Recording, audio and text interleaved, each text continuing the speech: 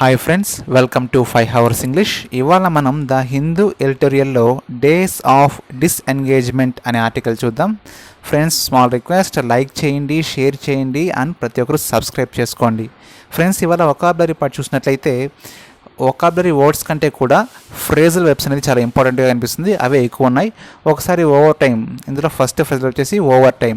Over time అనే పదాన్ని మనం సాధారణంగా వింటూనే ఉంటాం. జాబ్ పర్పస్గా చూసినట్లయితే ఉన్న టైం కంటే ఎక్స్ట్రా టైంని స్పెండ్ చేయడమే ఓవర్ టైం అంటాం.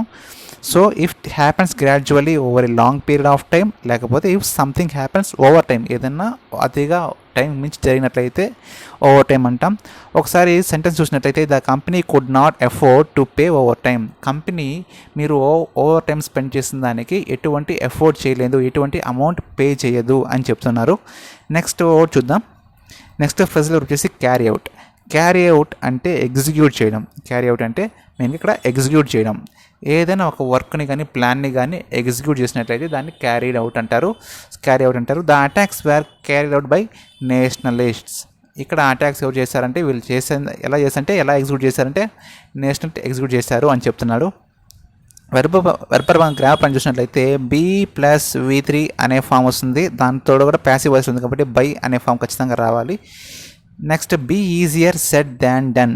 Be easier said than done. ఇది మనం సాధారణంగా వింటూనే ఉంటాం, కానీ ఈ ఫ్రేజ్ అనేది ఇంగ్లీష్లో అయితే చెప్పడం లేదు, గుర్తుంచుకోం. Be easier said than done అంటే use to say that something sounds like a good idea in theory but it would be very difficult to do. మనం సాధారణంగా ఈ ఒక వర్క్ చేసామని చెప్తారు. చెప్పడానికి అది చాలా ఈజీగా ఉంటుంది, కానీ చేయడానికి మాత్రం చాలా కష్టంగా ఉంటుంది. ఇది మనకి రియల్ లైఫ్లో ఎక్కువగా వింటూ ఉంటాం.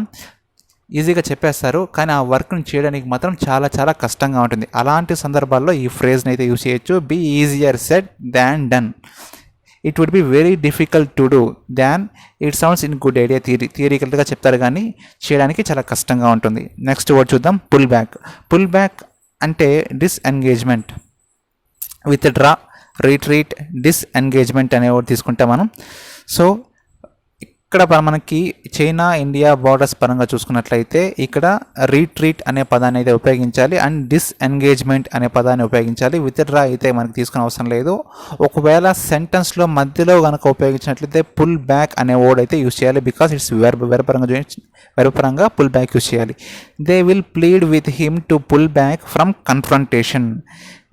వాళ్ళు ఏమని వేడుకుంటున్నారు అంటే కన్ఫ్రంటేషన్ వద్దు, వెనక్కి వెళ్ళిపోండి అని వేడుకుంటున్నారు.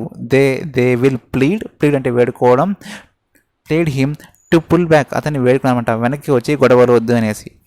సో పుల్ బ్యాక్ అంటే విత్డ్రా అనేసి అర్థం. Status quo ante. Status quo ante ఇదొక ఇంపార్టెంట్ ఫ్రేజ్, బికాస్ ఇది లాటిన్ ఫ్రేజ్ అనమాట. మనం స్టేటస్ కో అనే పదాన్ని చూస్తాం అంటే ప్రజెంట్ సిచ్యువేషన్, కానీ యాంటీ అంటే బిఫోర్. యాంటీ అంటే అంతకుముందు జరిగింది. అప్పటి పరిస్థితులతో పోలిస్తే ఇప్పటికీ అని ఎప్పుడైతే మనం చెప్తూ ఉంటామో అలాంటి సందర్భాల్లో స్టేటస్ కో యాంటీ అనే పదాన్ని మన ఫ్రేజ్ని ఉపయోగిస్తాం. The state of affairs existing before. Present ఒక స్టేట్ అఫైర్స్ కానీ నేషనల్ అఫైర్స్ కానీ ఎలా ఉందంటే దాంతో ముందుతో పోల్చినప్పుడు, బిఫోర్తో పోలుస్తున్నప్పుడు అని చెప్పే సందర్భాల్లో ఇది వాడతాం. Next under way. Under way అంటే present road constructions are under way అంటారు. ఏదైనా బిల్డింగ్ కన్స్ట్రక్షన్ అండర్ వేలో ఉంది అంటారు. అంటే ఏంటంటే ప్రజెంట్ కంటిన్యూషన్లో ఉంది, లేకపోతే ఇన్ ప్రోగ్రెస్లో ఉంది. కంప్లీట్ అయితే కాలేదు, కంప్లీట్ అయితే అవ్వలేదు, ప్రజెంట్ ప్రోగ్రెస్లోనే ఉంది. కానీ ఇక్కడ అండర్ వే అనే ఫ్రేజ్ని గుర్తుపెట్టుకోవాలి, అలాగే గోయింగ్ ఆన్ అనే ఫ్రేజ్ని అయితే గుర్తుపెట్టుకోవాలి. Next put aside. Put aside అంటే పక్కన పెట్టడం. అంటే డిస్రిగార్డ్, ఫర్గట్, లేకపోతే సెట్ అసైడ్, లేకపోతే ఇగ్నోర్. మనకి మెయిన్గా యూజ్ చేసుకోవాల్సింది అంటే put is aside positive meaning అయితే సెట్ అసైడ్ అని యూజ్ చేస్తాం. ఒకవేళ నెగిటివ్ మీనింగ్ అయితే ఇగ్నోర్ అని యూజ్ చేస్తాం. To save or keep something such as money to be used at the later time.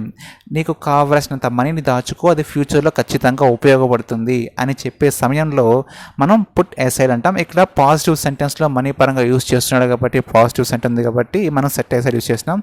అదే నెగిటివ్ పరంగా చెప్పాలి అంటే ఒక వ్యక్తిని ఇగ్నోర్ చేయడం కానీ, పక్కన పెట్టడం కానీ, లేకపోతే ఒక విషయాన్ని పక్కన పెట్టడం కానీ, మర్చిపోవడం కానీ ఇలాంటి జరుగుతుంది. నెక్స్ట్ వర్డ్ చూసినట్లయితే సెట్ అవుట్. సెట్ అవుట్ అంటే బ్రీఫ్గా డిస్క్రైబ్ చేయడం అనమాట. ఏదైనా డిస్క్రైబ్ చేయాలి, ఏదైనా డీటెయిల్గా చెప్పే విధంగా ఉన్నట్లయితే దాన్ని సెట్ అవుట్ అంటారు. అలాగే ప్రజెంట్ సిచ్యువేషన్ డిఫికల్టీస్ ఎదురైనప్పుడు మాత్రం ప్రజెంట్ అనే సిచ్యువేషన్ కూడా వాడతారు సెట్ అవుట్ అనేది. She drew up a grandiose statement. ఆమె ఎలా చెప్పిందంటే ఒక గ్రాండోసి స్టేట్మెంట్, స్టైలిస్ట్ స్టేట్మెంట్లో చెప్పింది అనమాట. ఏం చెప్తుందంటే what her organisation should set out to achieve. తన ఆర్గనైజేషన్ ఏం అచీవ్ చేయాలి అనే దాటిని డిస్క్రైబ్ చేస్తూ ఉంది. Should set out to achieve, తను ఆర్గనైజేషన్ ఏం డిస్క్రైబ్ చేస్తుందంటే ఏం అచీవ్ చేయాలి అనే వాటిని ఇక్కడ డిస్క్రైబ్ చేస్తుంది. సో సెట్ అవుట్ అనేదాన్ని డిస్క్రైబ్ అంటాం. ఇంకా వెకాబులరీ పార్ట్ చూసినట్లయితే డీఎస్కలేట్ అంటే ఇక్కడ వెర్బ్ చెప్తాం.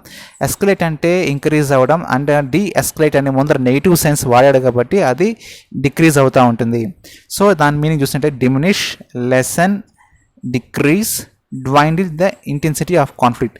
మనకి ఈ పదాలు అనేటివి చాలా క్యాజువల్గా చూస్తూనే ఉంటాం, డిమినిష్ కానీ, లెసన్ కానీ, డిక్రీజ్ కానీ మనకి ఇప్పుడు డిస్ప్యూట్ ఏమైతే ఉందో చైనాకి ఇండియాకి మధ్యన, అలాంటి సమయంలో మనకి క్లోజ్లో కానీ ప్యాసేజ్లో కానీ ఇచ్చినట్లయితే డ్వైండిల్ అనే పదాన్ని ఇస్తాడు. ఎప్పుడైతే కాన్ఫ్లిక్ట్స్ ఏర్పడతాయో, గొడవలు ఏర్పడతాయో, ఘర్షణ ఏర్పడతాయో అలాంటి టైంలో ఎస్కలేట్ చేయమంటారు.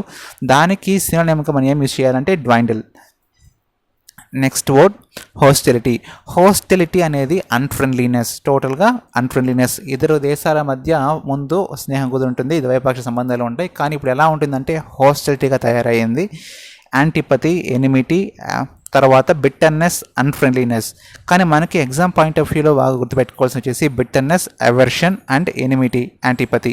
ఈ 4 వర్డ్స్ అనేది గుర్తుపెట్టుకోవాలి. యాంటీ అనేది ముందర స్పెసిఫై చేస్తున్నాడు కాబట్టి సింపతి లేకపోవడం, వ్యతిరేకత రావడం అని జరుగుతుంది. ఎనిమిటీ జరుగుతూ ఉంది అని ఈజీ గుర్తుపెట్టుకోవచ్చు. బెటర్నెస్ కానీ అవర్షన్ కానీ ఇచ్చే ఛాన్స్ అయితే ఉంది హోస్టిలిటీ అనే పదానికి. నెక్స్ట్ ఐటీవై చూసి మనం దాన్ని నౌన్ అని కన్ఫర్మ్ చేసుకుంటాం. ఇక్కడ చూసినంటే ఐటీవై మరి ట్రాన్క్విలిటీ నౌన్గా తీసుకుంటాం. ట్రాన్క్విలిటీ అంటే చాలా కూల్గా, కామ్గా ఉండడం. సో దీనికి కామ్నెస్, క్వయట్నెస్ అనే మీనింగ్ ఉంటుంది అనమాట. So peacefulness, restfulness, calmness, quietness అనే సినోనిమ్స్గా ఉన్నాయి. అలాగే సెంటెన్స్ పరంగా చూసుకున్నట్లయితే passing cars are the only noise that disturbs the tranquillity of rural life. Present ఏమైతే వెహికల్స్ వెళ్తున్నాయో అవి చేసే నాయిస్ అనేది ట్రాన్క్విలిటీని డిస్టర్బ్ చేస్తుంది. అంటే సైలెన్స్ని, క్వైట్నెస్ అనే వాటిని డిస్టర్బ్ చేస్తుంది. టోటల్గా నాయిస్ పొల్యూషన్ అయిపోయింది అనే మీనింగ్ చెప్తున్నాడు ఇక్కడ. సో ట్రాన్క్విలిటీ అనే మీనింగ్ మనకు బాగా గుర్తుపెట్టుకోవాలి. And peacefulness, quietness. Next word చూసినట్లయితే క్లాష్ అంటే మనకి ఈజీగా తెలిసిపోతుంది, కాన్ఫ్లిక్ట్ అనేసి ఫైట్ అని. కానీ కన్ఫ్రంటేషన్ అనే పదాన్ని మనం గుర్తుపెట్టుకోవాలి. కన్ఫ్రంటేషన్ అంటే గొడవలు పడడం కానీ, ఘర్షణలు ఏర్పడడం కానీ అలాంటి సందర్భాల్లో మనం కన్ఫ్రంటేషన్ అనే పదాలను యూజ్ చేస్తాం. ఇక్కడ ఏవైతే తెలిసిన పదాలు ఉన్నాయో వాటికైతే సెంటెన్స్లు ఇవ్వడం లేదు. ఏవైతే తెలియకుండా మనం స్ట్రెస్ చేసి ఎగ్జామ్ పాయింట్ ఆఫ్ వ్యూ చూస్తున్నట్లయితే వాటికి మాత్రమే ఇక్కడ సెంటెన్స్ ఇస్తున్నాను. అండర్టేక్ అని మనం సాధారణంగా వాడతాం. ఏదంటే ఒక కంపెనీ అండర్టేక్ చేయడం అంటే తన ఆధీనంలో తీసుకోవడం. కానీ ఇక్కడ ఏం చెప్తున్నాడంటే స్టార్ట్ చేయడం, కమెన్స్ చేయడం, ఎంబార్క్ చేయడం, బిగిన్ చేయడం అనే మీనింగ్ వస్తుంది. రెండింటి అర్థాలు వస్తాయి. వరపరంగా చూసినట్లయితే బిగిన్ చేయడం, ఏదైనా ఒక వాటిని అండర్టేక్ చేస్తున్నారు అంటే దాన్ని బిగిన్ చేస్తున్నారు అని. ఒకవేళ అలాంటి కాకుండా ఆస్తి కంపెనీ కానీ ఇలాంటి విషయాలు చూసినట్లయితే అతని కంట్రోల్లోకి వెళ్ళిపోయింది, అతను అండర్టేక్ చేశాడంటే అతని కంట్రోలింగ్లోకి వెళ్ళిపోయింది అని చెప్తున్నారు ఇక్కడ. కానీ ఇక్కడ బిగిన్ చేస్తున్నారు. ఏ ఫ్రేమ్ ఆఫ్ బిల్డర్స్, ఒక కంపెనీ ఏం చేస్తుందంటే అండర్టేక్ ద కన్స్ట్రక్షన్ వర్క్ని స్టార్ట్ చేసింది, అండర్టేక్ చేసింది అని మీనింగ్. నెక్స్ట్ అకంపెనీ అంటే తోడుగా అనేసి తెలుగులో మీనింగ్ వస్తుంది. ఒక తోడుగా పక్కన ఉండడం అనే మీనింగ్ వస్తుంది. సో చూసినంటే బీ ప్రజెంట్ ఉన్నారు, coincide with, coexist with. Co అంటే ఇద్దరు కలిసి అని అర్థం. Coincide with, coexist with, appear with and occur with. ఇలాంటి విత్ అనే వర్డ్ అయితే మనం ఇక్కడ ఖచ్చితంగా యూజ్ చేస్తున్నాం. అది ఖచ్చితంగా మనం గుర్తుపెట్టుకోవాలి. అకంపెనీ అని ఇచ్చి క్లోజ్లో కానీ లేకపోతే సినోనిమ్స్కి అడిగినప్పుడు, ఎర్రర్ స్పాటింగ్ అడిగినప్పుడు అలాంటి టైంలో coincide with or coexist with అని ఇచ్చినట్లయితే అది అకంపెనీ తోడుగా ఉండడం అని మీనింగ్ వస్తుంది. Next end point. ఇక్కడ ఫ్రేజల్ వర్బ్గా చూస్తున్నాడంటే ఎండ్ అప్ చూసినట్లయితే అది వదిలేసి కొత్త వాటిని సెర్చ్ చేసి వెతుక్కుంటూ వెళ్ళిపోవడం. కానీ ఇక్కడ నౌన్ పరంగా ఎండ్ పాయింట్ అని ఇచ్చాడు. మనకి ఎండింగ్ పాయింట్ అని అర్థమవుతుంది. అంటే డెడ్ లాక్ పాయింట్, చివరి పాయింట్, అదే ఫినిషింగ్ లైన్. ఎండ్ పాయింట్కి వచ్చింది, అంటే ఫినిషింగ్ లైన్కి వచ్చింది. ఒకవేళ ఫ్రేజల్ వెర్బ్గా ఇచ్చినట్లయితే ఎండ్ అప్ అని ఇస్తాడు, అది గుర్తుపెట్టుకోండి. నెక్స్ట్ ప్యార్లీ. ప్యార్లీ ఏంటంటే నెగోషియేషన్ చేయడం, ఒక కంట్రీ ఇంకొక కంట్రీతో నెగోషియేషన్ చేయడమే పార్లీ అంటారు. సో టేక్ ఏ డైలాగ్ అని కానీ, డిస్కషన్ అని కానీ, నెగోషియేషన్ అని కానీ సినానిమ్స్ ఉంటాయి. ఏ ప్యార్లీ ఇన్ ద ప్రోగ్రెస్, డిస్కషన్ అనేది ప్రోగ్రెస్లోనే ఉంది. ఎందుకు ఉందంటే ఇలాగ ద ఇన్విటర్స్ మే విత్డ్రా, ఇన్విటర్స్ని ఎవరైతే చొరబాటుదారు ఉంటారో వాళ్ళని విత్డ్రా చేసుకోమని చెప్పి ఇక్కడ నెగోషియేషన్ అయితే జరుగుతూ ఉంది అని చెప్తున్నాడు. కానీ ఈ ప్యార్లీ అనే వర్డ్ కొత్త వర్డ్ ఖచ్చితంగా గుర్తుపెట్టుకోండి.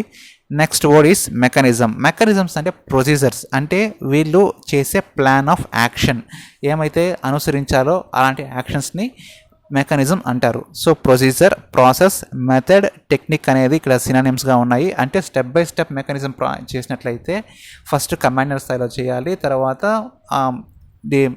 అజిత్ దోవల్ లాంటి వాళ్ళు పెద్దవాళ్ళతో చేయాలి, తర్వాత పిఎంతో చేసినట్లుగా ఉంటుంది. So step by step mechanism అంటే ఇక్కడ ప్రొసీజర్ అనే అర్థం మీనింగ్ వస్తుంది. Next buffer zone. Buffer zone అంటే ఈజీగా తెలిసిపోతుంది మీకు. ఆ ఏరియా ఏమైతే బఫర్ జోన్ చేసినారో దాంట్లోకి నాట్ అలౌడ్. ఎప్పుడైతే మనకి ఇక్కడ కంటామినెంట్ జోన్ అంటే ఎఫెక్టెడ్ జోన్ అంటారు కదా, దాన్ని ఒకవేళ కంటామినెంట్ జోన్ని కానీ బఫర్ జోన్ చేసినట్లయితే ఇంకా ఎవరు ఆ చుట్టుపక్కలకి ఆ ఏరియాలోకి వెళ్ళలేరు, అడుగు పెట్టలేరు అని మీనింగ్ వస్తుంది.